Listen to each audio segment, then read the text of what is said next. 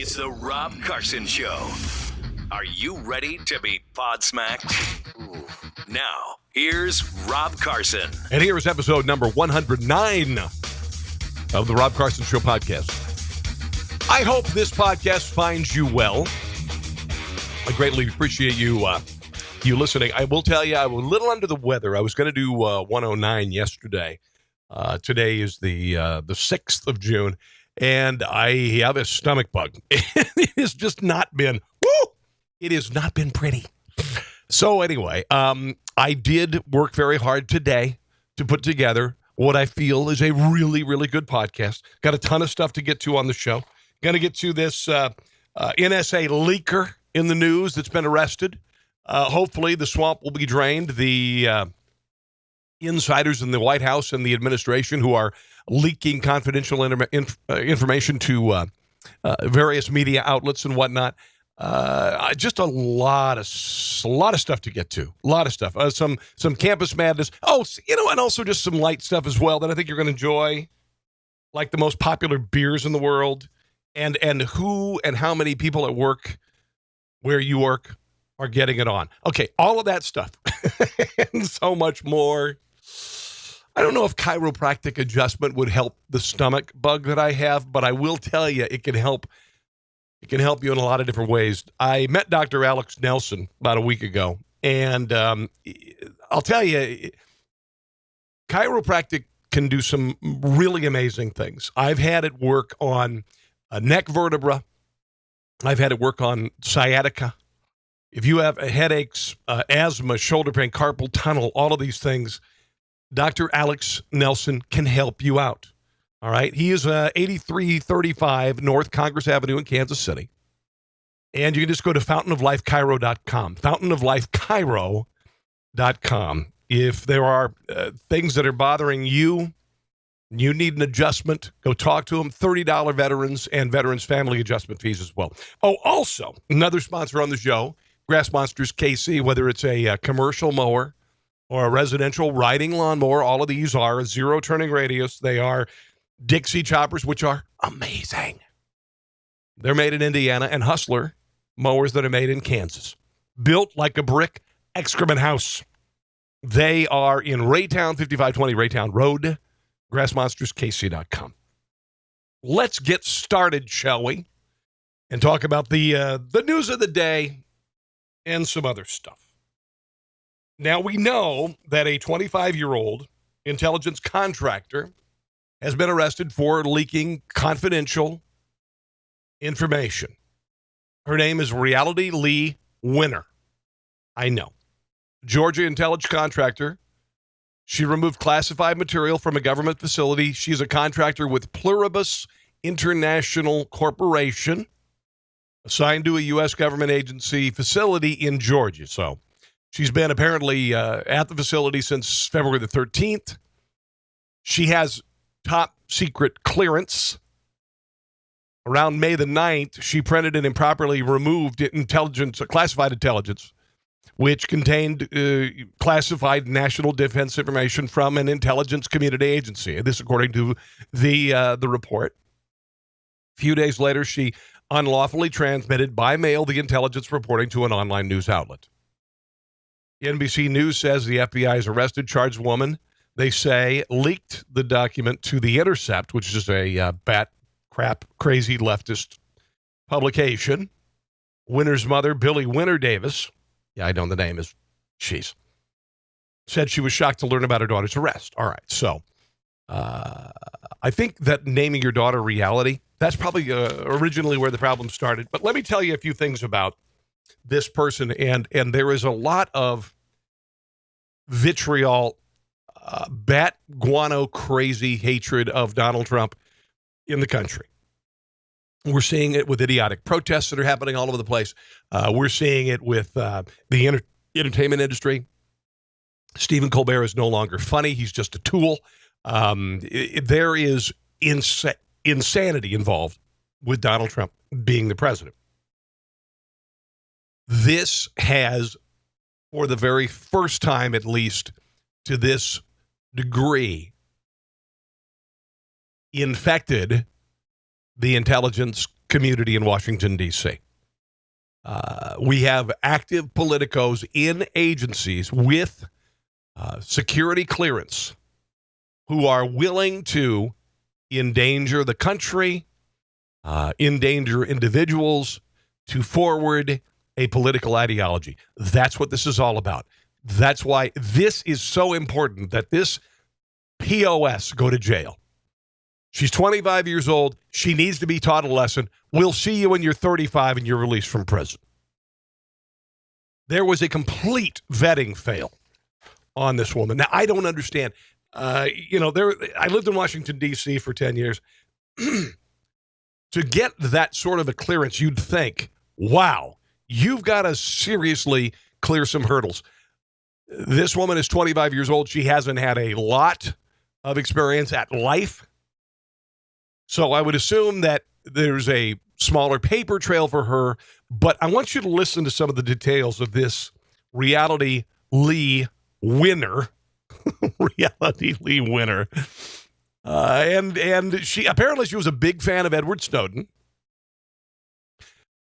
He was one of the 50 accounts she followed on Twitter, along with WikiLeaks, Iranian Foreign Minister Mohammad Javad Zarif. Okay. Her own Twitter posts were filled with foaming in the mouth anti-Trump tirades, such as, now listen, this is fairly obvious. All right? Quote, why burn a flag? Donald Trump thinks crosses burn much better. She's a supporter of the climate change hysteria. Black Lives Matter. Her last tweet from February was advice for Kanye West, the rapper. She said, make a shirt that says being white is terrorism. So I would assume this means that she is admitting she is a terrorist. She didn't just follow the Iranian foreign minister. She tweeted at him. Said there are many Americans protesting U.S. government aggression towards Iran. If our tangerine-in-chief declares war, we stand with you. This woman had security clearance.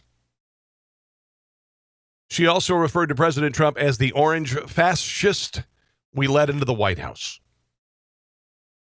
Okay? She was caught because the website she leaked to contacted the NSA to ask her for material was legitimate. So this wacko leftist organization, this publication, The Intercept, contacted the NSA. Is this for real? Now, if you work for the New York Times, the Washington Post, they would have never tried to verify it. They love the unnamed sources, and they immediately give them credibility if it fits their political ideology and their storyline, which is the destruction of Donald Trump. All right? She is a Bernie Sanders supporter. On election night, she tweeted, well, people suck. Okay? Apparently, the charges against Winter coincided with a report by The Intercept that a top-secret NSA document revealed efforts by Russian military intelligence to conduct a spear-phishing cyber attack, don't even know what that is, on a company and on local voter registration.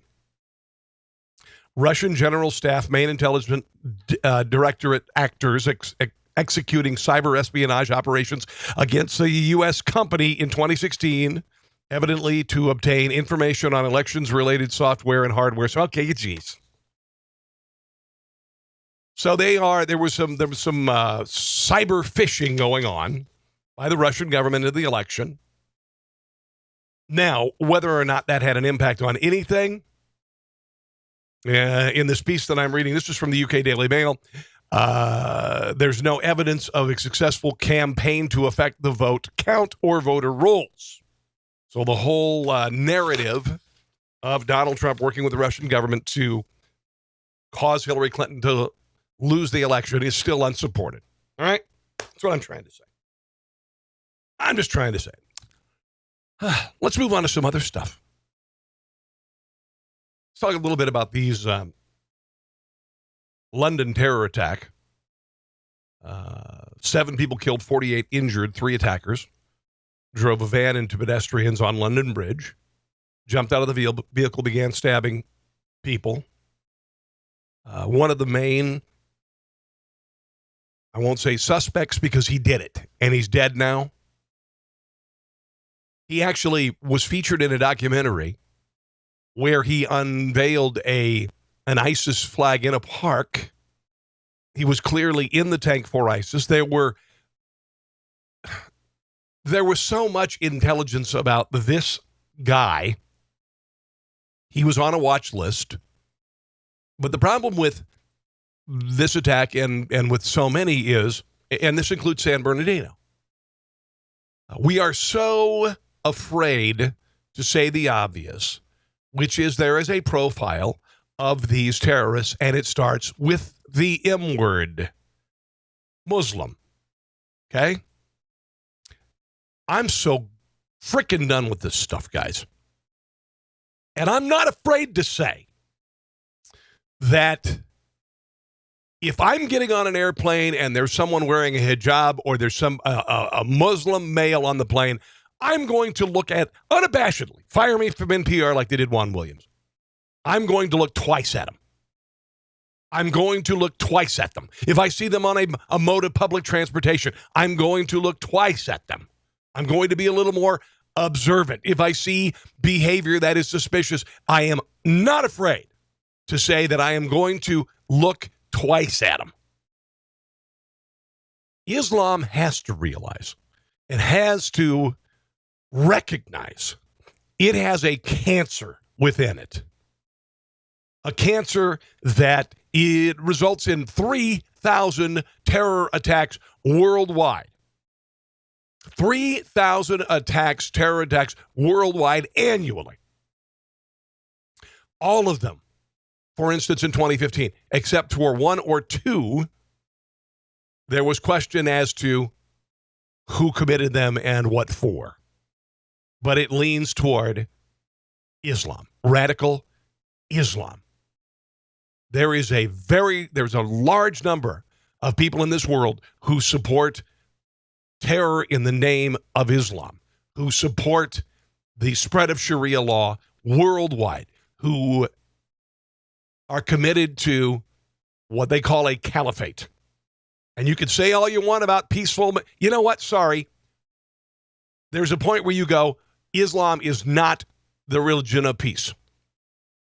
If you are going to choose a religion of peace, Islam is not that religion. It's not. And 3,000 times a year, we find out why. Gabby Giffords is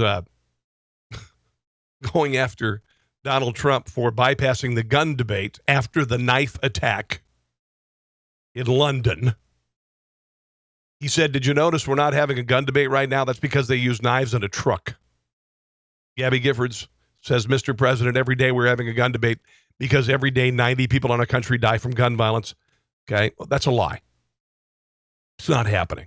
That is another one of these bullcrap statistics that are being parroted. Like 1 in 5 women will be sexually assaulted before they complete college. So it's a load of crap. Now, if you say that 90 people die a day from gun violence, that's 33,000 people a year.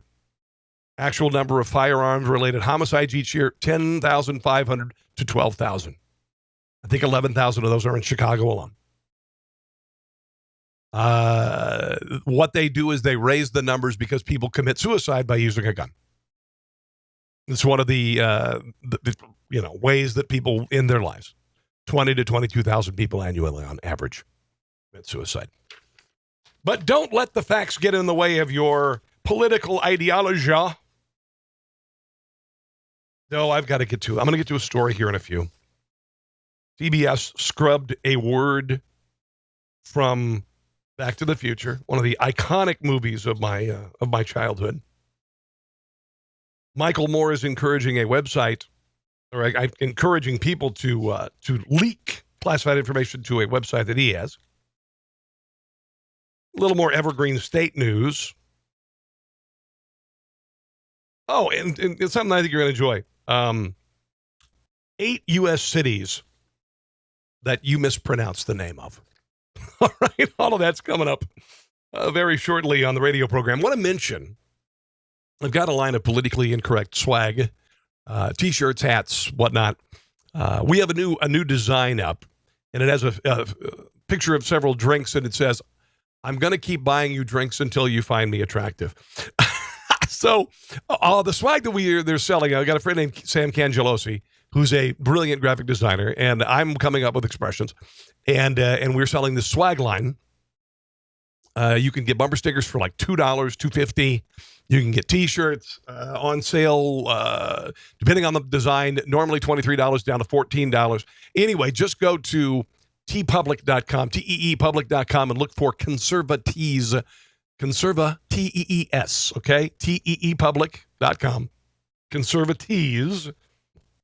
Father's Day's coming up, so you might consider getting Dad something, all right? I wanted to share an interesting soundbite from Donald Trump, and I saved this from over the weekend. He was talking to a reporter about meeting the Pope. And Donald Trump, you say what you want about him, but sometimes he I don't know. You meet the Pope. What do you do when you meet the Pope? Well, I was born Catholic. Hey, you're meeting the Holy Father, man. I mean, you are meeting Il Papa, right? Here's what Donald Trump had to say about Pope Francis. I just think this is fantastic. From Israel, I traveled to Italy, where Melania and I were greatly honored to visit the Vatican and meet Pope Francis. He was really wonderful, a great guy. From Israel, he was a great guy. Talking about the Pope, he's a great guy. Like, we're gonna have a beer sometime. I think it's kind of refreshing, to be quite honest. Oh, Bill Maher is not going to be fired, by the way. He's not going to be fired from his HBO show. He used the N-word. And if you've been following me on social media, Facebook at Rob Carson Show, Twitter at Rob Carson, I've defended him. Because I'm really, really tired of this word destroying people's careers. Bill Maher is not a racist. Bill Maher is not a racist. I don't believe he is a racist, but he used the word.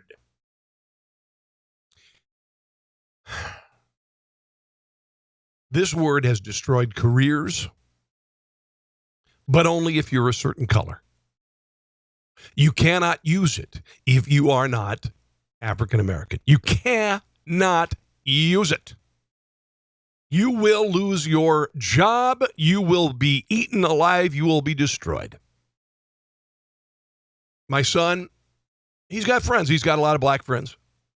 And the white kids use the word and the black kids use the word. And I've told my son, dude, you can't use the word. Because it can ruin you. And that's shameful. Think about it. Yes, I understand it's a pejorative. I absolutely get it. But never in the history of mankind has one word been so destructive to people who aren't racist. There are people, obviously, who use the word in very racist people. I get it. But this word has ruined lives because the person who spoke the word was the wrong color. Here is Bill Maher talking on his show and using the N-word. It's uncensored here. For some reason, we can't even in broadcast media, and I saw this time and time again, nobody can play the N-word on TV. No, nobody can play the N-word on TV, even when it's in context, even when it's part of the soundbite. It is the F word. It is the A word. It is the D word. It's just quite simply remarkable. Here he is. This is a constructive project, right? I'm not trying to beat up millennials, but there's something weird in human history if you can't tell 10 and 15 and 20 and 25-year-olds apart, because that's new, right? I mean, yeah, right. Adolescence is a gift. Halloween used to be a kid thing. It's not anymore? Not out here. No, adults dress up for Halloween. They don't do that in Nebraska? It's frowned upon. Yeah, we don't do that quite as much. But Wow. I got to get to Nebraska more. you're welcome. We'd love to have you work in the fields with us. Work in the field. That's part of that. Senator. I'm a house nigga.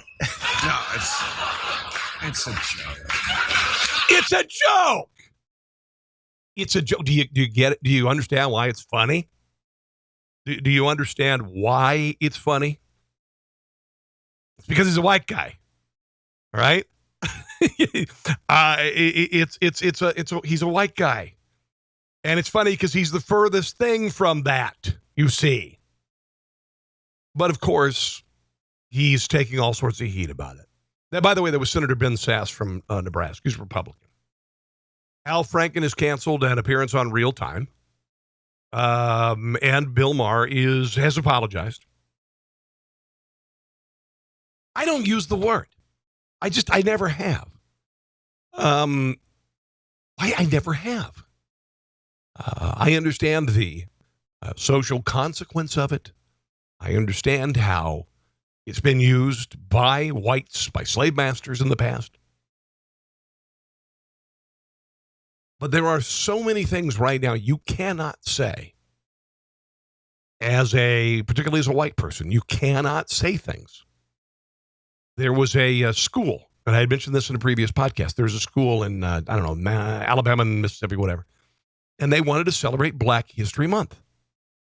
And so they decided to serve dishes that are traditionally considered to be soul food.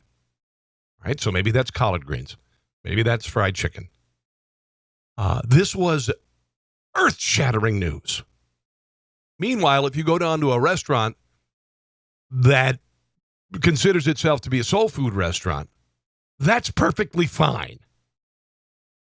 We have got all of these things we cannot say. We cannot say. Years ago, there was a couple of flight attendants on a flight, and there were some African Americans on the plane. Black people. And they were doing a cute little cutesy contest, which, is kind of a girly little contest at and they were female flight attendants. And they decided to choose who would win the contest. And I don't know, maybe you got a free little mini bar, bottle of booze, whatever. And they said, eeny, meeny, miny, mo. When I grew up as a kid, it was catch a tiger by its toe. I didn't know that it had been used in another way. And I grew up in the 70s and the early 80s. And I never understood the racial implications of eeny, meeny, miny, mo. Apologize. Sorry. I never use the N-word. Just haven't. It's time for this word to stop ending careers. I'm not saying that it should be wholesale. Say it whenever you want to say it. But honestly, there are so many right now things that can get you in trouble as a person who's not a person of color. Just words. Just words. This mindset, this what I call taking us back to 1968 again, and in some cases 1861 again, has greatly impacted academia and students of color. The political correctness movement on campuses is unbelievable. And this is for a variety of reasons. Leftist leaning propaganda. If people attempt to have a conservative point of view, they are immediately destroyed. On campus right now, there is racial strife that is made up of whole cloth racial hate incidences and not happening on America's campus. They're the least likely place. And most of the time, almost probably 99% of the time, when there is an incident of alleged racism, whether that be a poop swastika at the University of Missouri or nooses which turned out to be the frames of hanging lamps from a tree, they're fake. All right? This is a faux victimhood movement that's happening in the country by kids who have never been victims before. Evergreen State University. Been talking about this college campus. It's in Washington State. Was closed and partially evacuated last Thursday and Friday after authorities received a call from someone threatening to murder people on campus. Now, the reason why Evergreen State is in the news is because there was they've been doing this thing every year where they ask students and faculty of color to leave the campus for a day so they can see the impact of not having those people on campus. And it's, you know what, it's a cutesy little protest, whatever, who the hell cares? This year, they decided to tell white faculty and students to leave the campus for a day, which is so sickeningly racist, it's not even funny. One professor, Brett Weinstein, who is a radical leftist. I'm not going to say progressive, because leftism doesn't mean progressive. Progressive has been hijacked. Progressive is a positive word, and it has been hijacked by a negative movement. So I'm not going to call leftists progressive. He's a freaking leftist. And he decided that because he's a white guy, I'm not going to leave campus. This is racist. And it's very hard to, hear common sense from someone who on the left these days. But since then, he's been attacked. He's been threatened with violence. He's had to take his class off campus. And finally, people are beginning to realize that this is too much. The New York Times published an opinion piece last week, and over the weekend published an op-ed on the topic entitled, "These Campus Inquisitions Must Stop." Well, no shit. This is from the article. I asked Evergreen College President George Bridges about the epithets hung on Weinstein. He said that such terms are being deployed too readily and casually. Using the word racist halts the conversation. I've been saying this for years. It just ends it. It doesn't explore the beliefs, the values, the behaviors that comprise individuals. It is meant to be a conversation ender, and that's where it comes from with leftists. And I had most of my friends, oddly enough, are liberals. In Maryland, they're liberals, and all they do when they get to a point in the conversation where they are losing the argument is they call you a racist, they call you a whatever.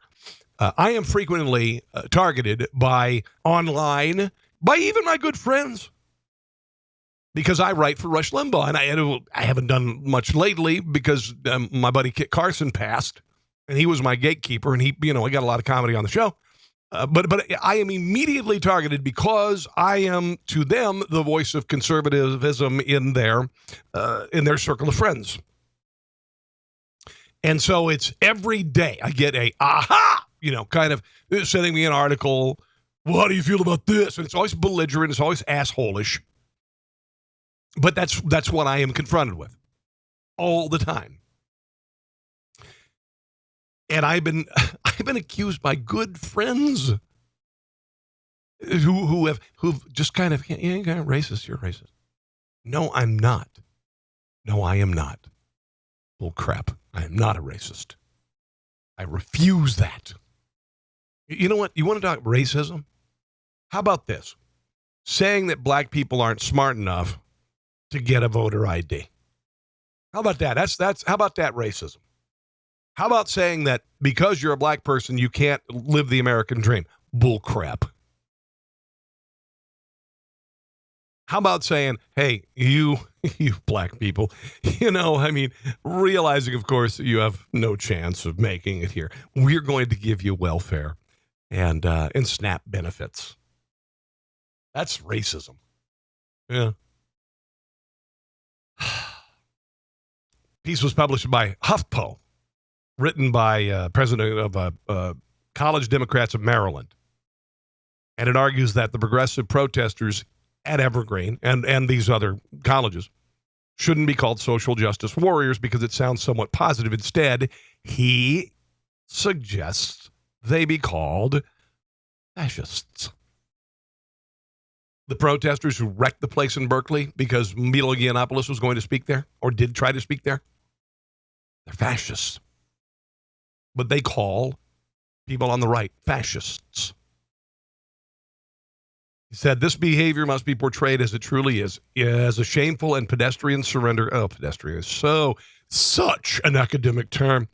Surrender to authoritarian political doctrine and mob mentality. Considering this, fascist works fairly well as a label for members of the social justice mob. It drives home their authoritarian, ideologically possessed mindset and tactics, which can only be described as systematic brainwashing followed by witch hunts, thank you, racist, for anyone who would think to diverge from the social justice orthodoxy. And this is happening on campuses everywhere. I'm glad to see HuffPo and the New York Times finally recognizing this years after people like me posited the same questions about this fascistic movement on campus. A lot of young people are kind of done with Hillary Clinton. You ever read Campus Reform? Campus Reform is a great website, Campus Reform. And I think it's important. I think it's important. It's not only a wealth of incredible information and bat guano craziness, but it's just a lot of great information. They decided, someone from Campus Reform decided to go to Washington, D.C. and ask people about Hillary Clinton. Now, Hillary Clinton, you'll recall, just did an interview at a tech conference last week and blamed at least 30 individuals, groups, countries for her loss, while saying that she takes responsibility for all of her actions, but none of them caused her defeat. That was such a fantastic soundbite.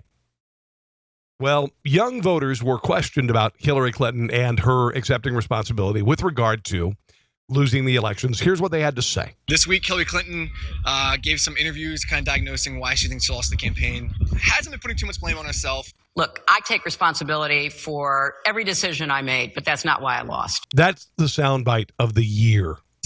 Look, I take responsibility for every decision I made, but that's not why I lost. She's been blaming a lot of different people, her staff, the data that she got. She blamed Netflix, some of her advisors, voters. She blamed the DNC. Russian intervention.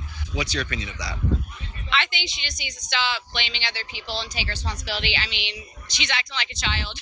It's over and done with. She can't really blame anyone else, and she just has to get over it. So I think that she just needs to move on. Even though I voted for her, I just think she needs to move on. You just have to suck it up. You lost, but then just learn from it and just don't try to blame it or have excuses, because that just makes it worse. A lot of it sounds like sour grapes. As far as the DNC being against her, I mean, they helped her much more than they helped Bernie Sanders or anyone else. Thank you, the DNC, Debbie Wasserman Schultz, through the primary process in favor of Hillary Clinton. The Democratic Party, so I don't know why she's blaming the DNC. She obviously hates Trump, so she's just trying to get everything about her and see if she can get back in the spotlight instead of him, even though he's president. Yeah, there is some level of personal responsibility. Like, she's not the first person to lose a presidential election. I think it's time for the party and for her to move on. Thank you. I don't think she's a good face for the party. It seems Thank you very much. their main leaders are, Biden, Sanders, Hillary. Now, just look at the future of the Democrat Party. A bunch of really old white people. They don't have to be white, but they're career politicians, and that's the future of the Democrat Party. That's the fresh face of the Democrat Party. Joe Biden is creating a super PAC. He's 74 years old. By 2020, he's going to be 77 years old. And that's the fresh face of the Democrat Party. Dear God. They're all pretty old. So can you think of any young Democrat politicians that would be good for them? No, I'm sorry. I don't know, honestly. Is there anyone that you view as like the next generation leader for the Democrats?